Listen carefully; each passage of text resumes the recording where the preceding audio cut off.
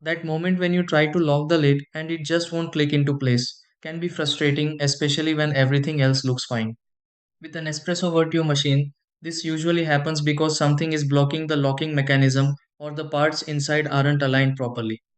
You might feel resistance when closing, or the lid stops halfway without locking. In many cases, a used capsule might still be stuck, or small coffee residue could be preventing smooth movement.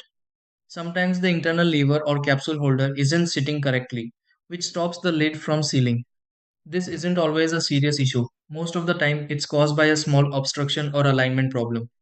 Instead of forcing the lid, these are the steps you can try to fix this and get the machine closing normally again. 1. Open the lid fully and check for any used capsule inside. 2. Remove any capsule and clear out loose coffee grounds. 3. Inspect the capsule holder and make sure it's aligned properly.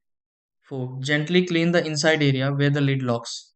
5. Close the lid slowly without applying force. 6. Try locking it again and check if it clicks into place.